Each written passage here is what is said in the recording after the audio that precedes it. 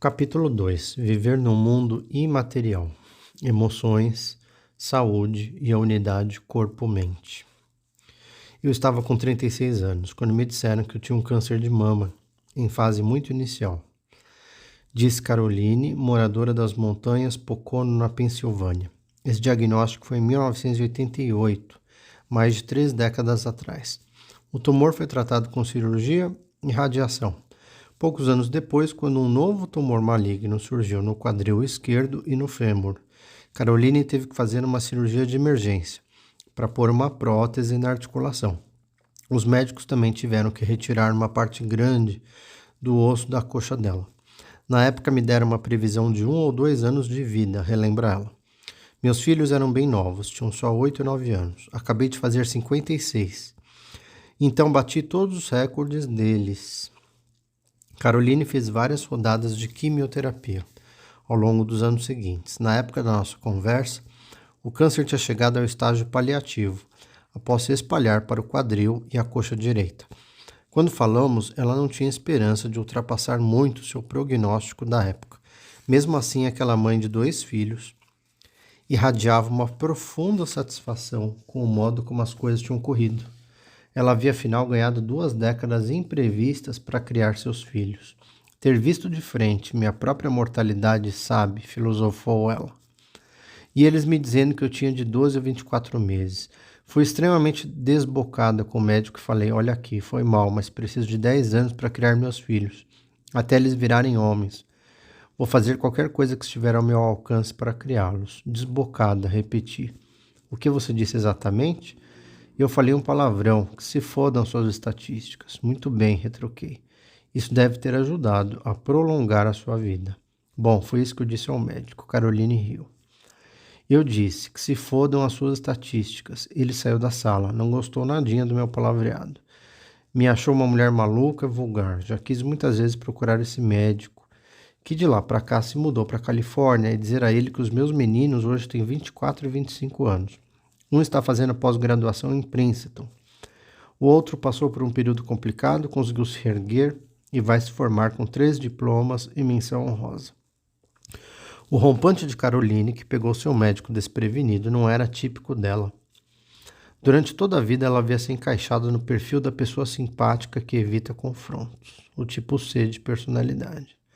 Meu papel sempre foi o de cuidadora, de ser necessária, de estar sempre a postos para socorrer alguém, várias vezes em detrimento de mim mesma, contou ela. Nunca queria ter conflito com ninguém e queria sempre estar no comando, me certificando de que tudo estivesse bem. Caroline exibiu o que já foi chamado de autossuficiência superautônoma, que significa exatamente o que parece significar, uma aversão exagerada e desproporcional a pedir qualquer coisa a qualquer um. Um lembrete rápido, ninguém nasce com esses traços. Eles são invariavelmente causados por reações adaptativas a traumas do desenvolvimento, a começar pela abnegação na primeira infância. Tal supressão tem um custo duradouro, processo que exploraremos de modo mais completo no capítulo 7. Passei a acreditar que praticamente toda doença, se não tiver uma origem psicossomática, tem certamente um componente psicossomático, escreveu a pioneira da neurociência Candace Pert no livro Moléculas de Emoção, de 1997. Ao dizer psicossomático, Pert não estava se referindo à minimização moderna, muitas vezes irônica, da doença como uma ilusão neurótica.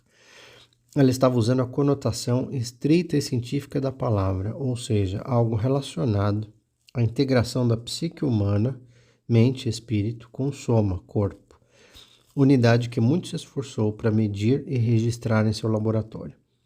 Suas descobertas, como ela muito justamente reivindicava, ajudariam a fundamentar uma síntese entre comportamento, psicologia e biologia. Não há nada novo no conceito de mente e corpo estarem intrinsecamente ligados. Pelo contrário, a novidade é a crença, tacitamente mantida e abertamente praticada por muitos médicos bem-intencionados, de que é possível separá-los. Práticas de cura tradicionais mundo afora, embora não tenham a espetacular tecnologia e o conhecimento científico desenvolvidos no Ocidente, compreendem de forma implícita essa unidade há muito tempo. Apesar de a medicina ocidental ter separado artificialmente os dois, a maioria das pessoas ainda sabe, mesmo que num nível apenas intuitivo, que o que pensam e como se sentem tem tudo a ver entre si.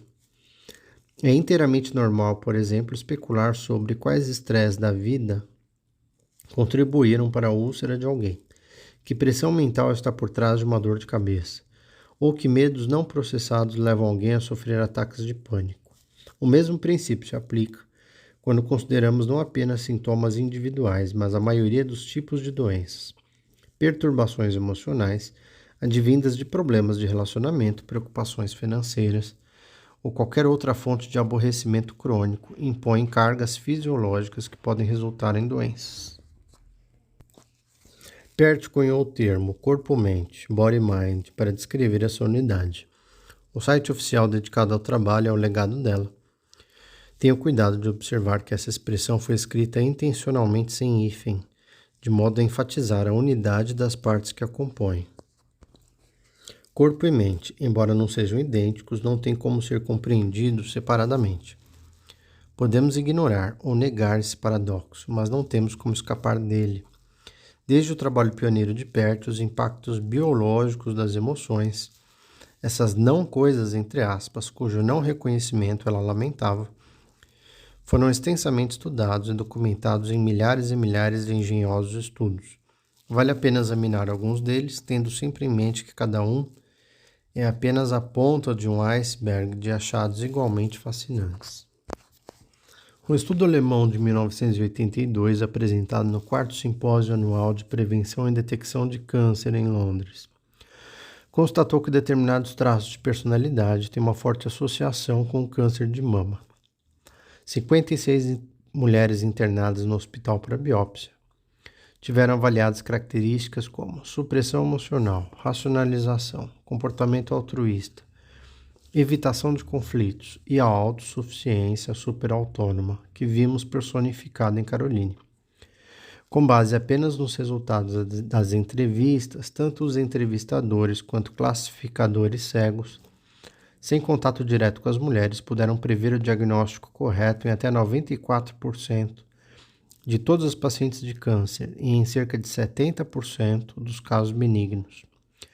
Num estudo britânico anterior, realizado no hospital do King's College em Londres, também foi demonstrado que mulheres com nódulos cancerígenos nos seios apresentavam caracteristicamente supressão extrema da raiva e de outras emoções, numa proporção significativamente mais elevada do que o grupo de controle, formado por mulheres internadas para biópsias ao mesmo tempo que as outras, mas que se havia constatado apresentarem tumores benignos nas mamas. Em 2000, a publicação Cancer Nursing examinou a relação entre repressão da raiva e câncer, muitas vezes observada, entre outros, pelos próprios enfermeiros de oncologia. Por algum motivo, as enfermeiras e enfermeiros tinham uma compreensão intuitiva de que essa, entre aspas, gentileza era nociva. Essa visão está agora sendo comprovada por pesquisas. A percepção dos enfermeiros me fez pensar no artigo sobre esclerose lateral amiotrófica, ELA, apresentado por 2 neurologistas da Cleveland Clinic na década de 1990 no Congresso Internacional na Baviera. Os funcionários da clínica também achavam que seus pacientes de esclerose eram extraordinariamente gentis, tanto que podiam, na maioria dos casos, prever com precisão quem seria diagnosticado com a doença e quem não. Infelizmente, acho que essa pessoa tem esclerose amiotrófica. Ela é gentil demais. Anotavam eles no prontuário do paciente. Ou, essa pessoa não pode ter esclerose amiotrófica. Não é gentil o suficiente. Os neurologistas ficaram pasmos. Apesar da brevidade do contato dos funcionários com os pacientes e do método obviamente não científico por meio do qual formavam suas opiniões, estas quase invariavelmente se revelavam corretas, observaram eles. Entrevistei a Asa Wilborn, principal autor do artigo. É quase universal, disse ele. Isso se torna um senso comum no laboratório, quando se avalia uma grande quantidade de pacientes com esclerose e processamos um número imenso de casos. Acho que qualquer um que lide com a esclerose sabe que esse é um fenômeno real. Essas observações empíricas foram desde então reafirmadas por pesquisas mais formais, como se vê no título de um artigo recente num periódico de neurologia. Pacientes com esclerose lateral amiotrófica são em geral pessoas muito gentis. Como os médicos experientes em esclerose veem as características de personalidade de seus pacientes. Num estudo com homens afetados por câncer de próstata, a supressão da raiva estava associada a uma diminuição da efetividade das células NK, de Natural Killer, uma defesa de primeira linha do sistema imunológico contra doenças e invasores estranhos. Essas células têm um papel-chave na resistência a tumores. Em pesquisas anteriores, a atividade das células NK se reduzia em pessoas jovens e saudáveis, em reação até mesmo a estresses relativamente sem importância, em especial para as que estivessem emocionalmente isoladas, uma fonte significativa de estresse crônico. A tristeza também tem uma dimensão fisiológica profunda. Um esclarecedor estudo do periódico britânico The Lancet Oncology descreveu o impacto de fatores fisiológicos nos intricados caminhos que interligam sistema imunológico, sistema endócrino, sistema nervoso, em situações de luto. Por exemplo, entre pais que perderam um filho adulto em acidente ou conflito militar. Os autores relatavam uma ocorrência maior de tumores linfático e hematológico, cânceres do sangue, da medula e dos linfonodos, além de câncer de pele e câncer de pulmão. A guerra mata e, pelo visto, uma perda emocional profunda também pode matar. O mesmo que vale para o câncer, vale para outras doenças. No estudo nacional na Dinamarca, pais enlutados tinham o dobro de risco de desenvolverem esclerose múltipla. Apesar de indícios tão reveladores, não creio que a perda de alguém querido, por mais trágica que seja, represente por si só um risco de saúde. Acredito que essa correlação depende de como as pessoas conseguem processar a perda, inclusive de quais apoios podem solicitar e receber. Ou seja, não são os acontecimentos em si, mas também nossas reações emocionais e a forma como as processamos que afetam nossa fisiologia.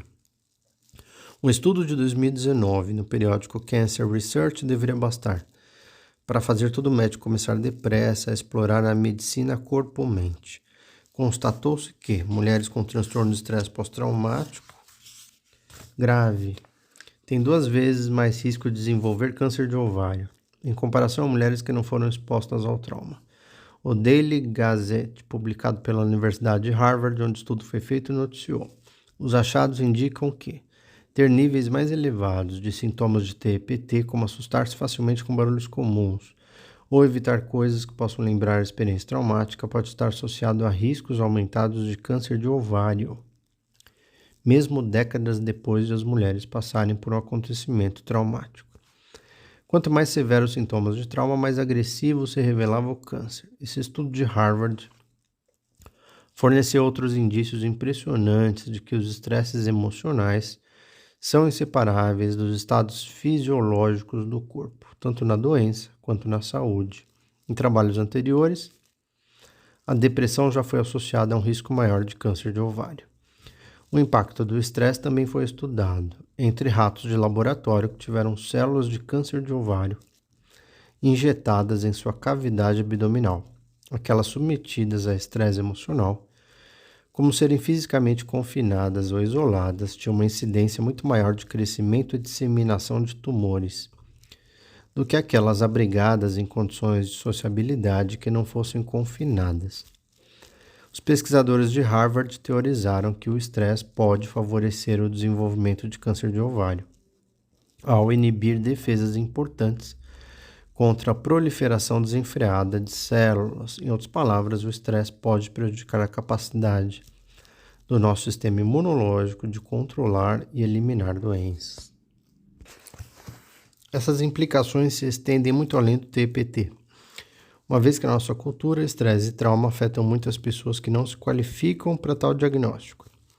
Pesquisadores finlandeses, publicados no British Journal of Psychiatry, em 2005, constataram de modo impressionante que pessoas passando por acontecimentos de vida estresses e perdas emocionais relativamente comuns, como questões de relacionamento ou problemas profissionais que não as qualificassem para um diagnóstico formal.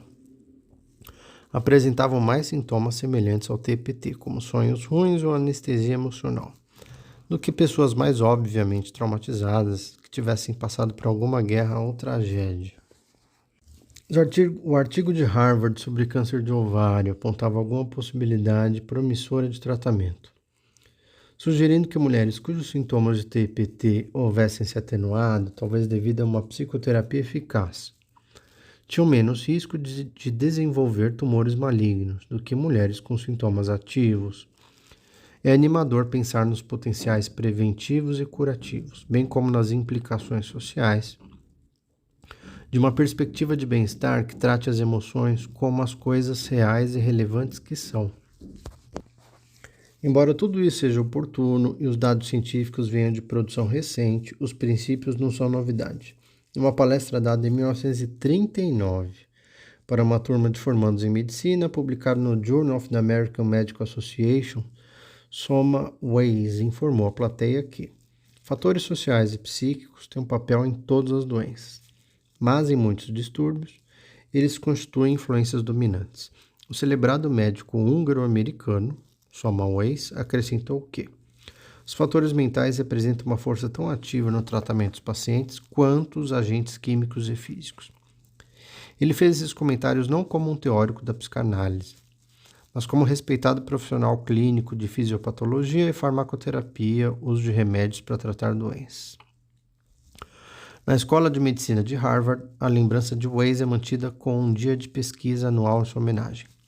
Mas seu ponto de vista integrativo e a extensa literatura que hoje o ampara ainda escapam ao pensamento médico convencional. Essa conversa de mente e corpo é historicamente um interesse que acarreta um grande risco para uma carreira em Harvard, me disse recentemente um importante médico acadêmico da tradicional instituição. Isso está começando a mudar, mas é algo muito difícil. Difícil de fato. Quando dou palestras, com frequência peço a integrantes da plateia que levantem a mão se nos últimos 5 anos tivessem consultado um neurologista, um cardiologista, um pneumologista, um reumatologista, um gastroenterologista, um dermatologista ou um imunologista. Qualquer tipo de ologista, eu digo. Muitas mãos se levantam. Agora mantenham as mãos levantadas, continuo. Se os especialistas tiverem feito perguntas sobre seus estresses e traumas de infância, sobre seu relacionamento com seus pais, sobre a qualidade dos seus relacionamentos atuais, sobre seu nível de solidão ou sociabilidade, sobre sua satisfação profissional e seu modo de se relacionar com o trabalho, sobre o que você acha do seu chefe ou como ele trata você, sobre sua experiência com alegria ou raiva, sobre qualquer estresse atual ou sobre como você se sente em relação a si mesmo como pessoa. Numa sala lotada por centenas de pessoas, a quantidade de mãos que continuaram erguidas na maioria das vezes podia ser contada nos dedos de uma só mão. Entretanto, acrescento, essas perguntas não feitas tiveram tudo a ver com o motivo que fez a maioria de vocês ter ido buscar ajuda médica. Apesar disso, um panorama mais claro está surgindo, à medida que as pesquisas modernas confirmam o saber tradicional. Uma ciência relativamente nova, a psiconeuroimunologia, mapeia as inúmeras rotas da unidade corpo-mente. Sua área de estudo inclui as conexões entre as emoções e nosso sistema nervoso e imunológico. E como o estresse pode provocar doenças, até mesmo conexão é uma palavra enganosa. Apenas entidades distintas uma da outra podem estar conectadas. Enquanto a realidade só conhece a unidade, às vezes denominada de modo ainda mais difícil de pronunciar, psiconeuroimunoendocrinologia. Essa nova disciplina está fundamentada na unidade entre todas as partes que nos constituem: mente, cérebro, sistemas nervosos, sistema imunológico e o aparato hormonal. Essa é a parte endócrina. As partes podem ser estudadas em separado, mas não temos como entender plenamente nenhuma delas sem captar o cenário todo, desde o córtex cerebral até os núcleos emocionais do cérebro e o sistema nervoso autônomo, desde o aspecto sólido ou fluido do aparato imune até os órgãos e secreções hormonais. Do sistema de resposta ao estresse, o eixo HPA, as vísceras, é tudo uma coisa só. O fato de a evolução ter nos equipado com instintos, emoções, comportamentos complexos e órgãos e sistemas individualizados não diminui em qualquer grau que seja essa unidade. Por mais sofisticada que possa ser nossa mente, o fato de o seu conteúdo básico, aquilo que pensamos, aquilo em que acreditamos de maneira consciente ou não, aquilo que somos proibidos de sentir, ter um efeito poderoso em nosso corpo, para o bem ou para o mal, permanece. Por outro lado, o que o nosso corpo vivencia da concepção em diante não tem como não afetar o modo como pensamos, sentimos, percebemos e nos comportamos.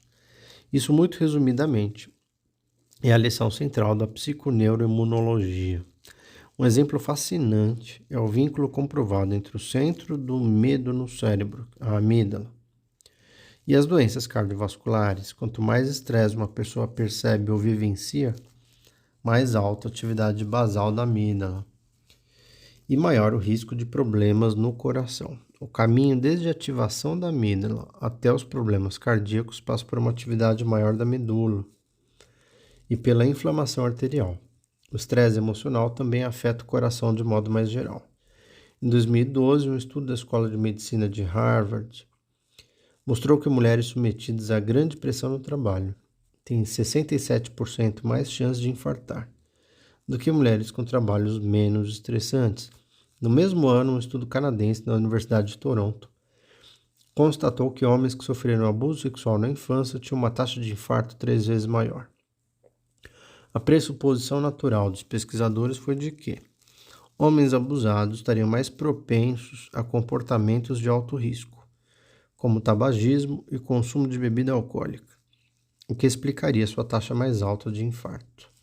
Para surpresa da equipe, os impactos do abuso eram mais diretos e bastante independentes dos fatores comportamentais. A máquina do estresse. Compreender o estresse e seus mecanismos pode nos ajudar a entender melhor como a unidade corpo-mente funciona em tempo real e em tecidos de verdade. Assim como a reação à dor, o estresse é uma função de sobrevivência obrigatória para qualquer ser vivo. Quando ativado, nosso aparato de estresse nos possibilita imediatamente enfrentar ou fugir de ameaças à nossa existência ou à existência ao bem-estar daqueles que amamos. Ele é um impressionante acontecimento do corpo inteiro que envolve quase todos os órgãos e sistemas. O estresse pode surgir em 2 formatos. 1. Uma reação imediata a uma ameaça. 2. Uma reação a um estado prolongado, induzido por pressões externas ou fatores emocionais internos. Enquanto o estresse agudo é uma reação necessária que ajuda a manter nossa integridade física e mental, o estresse crônico, contínuo e sem trégua mina ambas. A raiva situacional, por exemplo, é uma situação de estresse agudo, sendo canalizada com um propósito positivo. Imagine uma situação de autodefesa ou de estabelecer limites pessoais. Ele nos torna mentalmente mais alertas, mais rápidos e mais fortes. Já a raiva crônica, por sua vez, inunda o sistema com hormônios do estresse bem depois de transcorrido o tempo regulamentar. A longo prazo, esse excedente hormonal, independentemente do que o tenha instigado, pode causar ansiedade ou depressão, suprimir a imunidade, promover inflamação, estreitar os vasos sanguíneos, favorecendo a doença cardiovascular, incentivar o crescimento de cânceres, afinar os ossos, criar resistência à insulina, induzindo ao diabetes, contribuir para a obesidade abdominal, elevando o risco de problemas cardiovasculares e metabólicos, prejudicar circuitos cognitivos e emocionais essenciais no cérebro, e elevar a pressão arterial e aumentar os coágulos no sangue, o que aumenta o risco de infarto ou AVC. O eixo do nosso corpo, que lida com o estresse de modo fluido e econômico, é denominado eixo HPA. Essa sigla em inglês descreve os caminhos e circuitos que ligam o H-hipotálamo, a pequena e crucial área central do nosso cérebro, cujo papel é manter nosso corpo num estado saudável e equilibrado. A glândula pituitária ou hipófise P, situada na parte superior do tronco cerebral, e as glândulas adrenais ou suprarrenais, A, que ficam acima dos rins. Pense num corredor de transporte movimentado, interligando 3 grandes centros urbanos, cheios de rampas de acesso, saídas e trevos, e você começará a ter uma ideia. Embora nossa espécie consiga sobreviver num leque amplo de ambientes externos, bem maior do que quase qualquer outro animal, nosso ambiente interno precisa estar dentro de uma margem relativamente estreita de estados fisiológicos. Temperatura corporal, pH do sangue, pressão arterial e frequência cardíaca, entre muitas outras métricas corporais, são obrigados pela natureza, sob risco de morte, a permanecer dentro de limites definidos e não negociáveis. O renomado pesquisador americano do estresse, Bruce McEwen, popularizou a palavra alostase para designar a tentativa do corpo de manter um equilíbrio interno diante de circunstâncias instáveis. A palavra combina o grego alos, que é variável, e stasis, estase ou paralisação. Juntas elas produzem algo como permanecer estático em meio à mudança. Não podemos prescindir disso, e nosso corpo fará um grande esforço para manter esse estado, a ponto de causar desgaste a longo prazo se os estresses não cederem. Esse desgaste nos mecanismos regulatórios do corpo, que McEwen chama de carga alostática, causa uma liberação excessiva e prolongada dos hormônios do estresse, adrenalina e cortisol, tensão nervosa, disfunção imune e, em muitos casos, a exaustão do próprio aparato do estresse. Hoje sabemos que a infraestrutura do eixo HPA, hipotálamo, pituitária, adrenal, é estabelecida cedo na vida, começando já no útero e prolongando-se pelos primeiros anos da infância. Estresses ou abusos durante esse período delicado podem distorcer para a vida inteira o aparato estresse hormonal. Repetidamente, vemos supostas não coisas sem importância, como as emoções, tendo um impacto material claro e decisivo. Reduzir o estresse onde for possível, acessar as emoções, sejam elas abertas ou reprimidas, e cuidar do nosso bem-estar psíquico pode ter efeitos profundos na saúde física. Isso é intuitivamente óbvio para muita gente. No entanto, apesar de toda a sua impressionante perícia fisiológica e técnica, os médicos, de maneira geral, não são apresentados na sua formação aos antigos conhecimentos e aos novos dados científicos da unidade corpo-mente. Os profissionais da medicina, com frequência, pouco fazem para incentivar, podendo até desencorajar as pessoas a confiarem nos seus próprios palpites, que tendem a sintetizar sinais tanto de suas mentes quanto de seus corpos. Lembranças em chamas, a história de Glenda. Foi esse o caso de Glenda, moradora de Montreal, hoje com 58 anos, que 3 décadas atrás teve partes do intestino removidas devido à doença de Crohn grave, uma doença inflamatória ulcerativa do intestino, que causa muita dor. Em 2010, Glenda recebeu más notícias ao ser diagnosticada com um câncer de mama agressivo em estágio 2. Foi durante a jornada de cura desse câncer que ela recuperou lembranças reprimidas de ter sido estuprada quando menina. Por meio da escrita de um diário e dos sonhos que tive, contou ela, lembranças inconscientes da minha infância começaram a vir à tona, acompanhadas por sensações de pânico e terror. Com medo de saber a verdade, ela tentou manter as lembranças afastadas, mas as lembranças não a deixaram em paz. Toda vez que vinham à tona, prosseguiu ela, as lembranças do trauma eram acompanhadas por sensações emotivas muito viscerais e por sintomas físicos digestivos que incluíam indigestão, enjoo e dores na barriga. Essas lembranças revirariam o estômago até mesmo de um observador externo que as escutasse. Aos 8 anos de idade, Glenda e uma amiguinha menor sofreram um estupro coletivo praticado por 4 adolescentes do bairro. Quem a socorreu foi a mãe de Glenda, que levou a filha correndo para dentro de casa, segundo ela, e me pôs direto na banheira. Ela me disse que nunca contaríamos a ninguém tudo aquilo, nem tocaríamos mais no assunto. Disse que aquele sempre seria, entre aspas, o nosso segredinho e me botou na cama. Ao retornarem, quando Glenda estava com 53 anos, essas lembranças surgiram como uma imagem intensa e nítida dela menina, dentro da banheira, com a mãe agachada no chão ao seu lado, tentando lavar o estupro. Perguntei a Glenda se ela tinha algum indício independente dessas memórias resgatadas. Ela fez que sim com a cabeça. Minha irmã mais velha se lembra de ter chegado a entrar no banheiro nesse dia. Ao chegar em casa e ouvir minha mãe aos prantos, ela foi e abriu a porta. Eu estava de costas para ela. Minha irmã perguntou: "O que houve com a Glenda?" Minha mãe respondeu: "Nada, ela vai ficar bem, sai daqui." Minha irmã me disse que eu estava toda despenteada. Minha mãe nunca nos deixava sair despenteadas e que o meu corpo inteirinho tremia. Como se essa cena já não fosse intensa o bastante, a compreensão intuitiva de Glenda, que agora ia se tornando consciente depois de uma vida inteira submersa para se proteger, produziu uma camada visual suplementar. Assim que recuperei a lembrança de estar no banheiro, disse ela, vi meu corpo e eu estava transparente. Vi meu sistema digestivo inteiro, da boca até o reto. Meu sistema digestivo inteiro estava tomado por erupções vermelhas. Uma lava flamejante quente escorria, alimentando ainda mais o fogo. Eu estava simplesmente em chamas e para mim isso foi um guia, me dizendo que aquelas duas coisas estavam ligadas, o estupro e a doença de Crohn.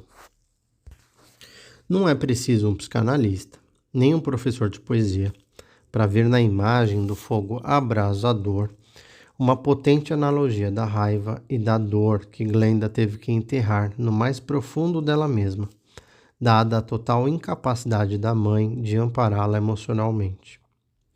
A imagem de Glenda não é adequada apenas do ponto de vista metafórico, mas também do científico, para citar apenas um questionário de pesquisa.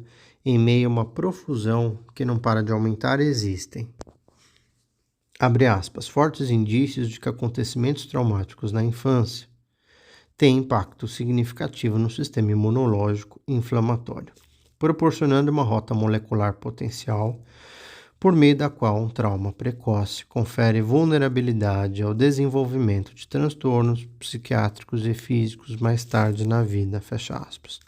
Nenhum dos muitos médicos de Glenda, nem mesmo seu psiquiatra, todos ciência e medicina, segundo seu relato, perguntaram sequer uma vez sobre os possíveis antecedentes de suas perturbações psíquicas na infância.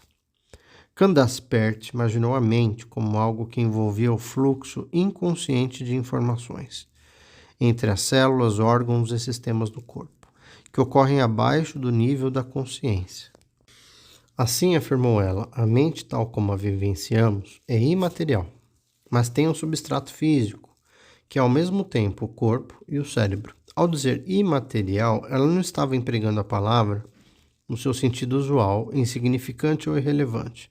Pelo contrário, queria dizer que a mente, ao contrário do cérebro, não é uma coisa material. Não podemos segurá-la, colocá-la dentro de um tubo de ensaio, ou mesmo vê-la diretamente. Seus impactos e consequências, porém, são sim materiais.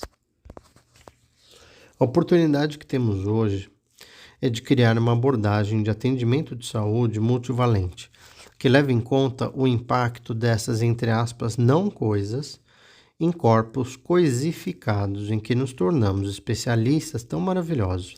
A mente imaterial e seu substrato físico, o cérebro e o corpo, realiza uma dança sem fim, ao mesmo tempo íntima e complexa.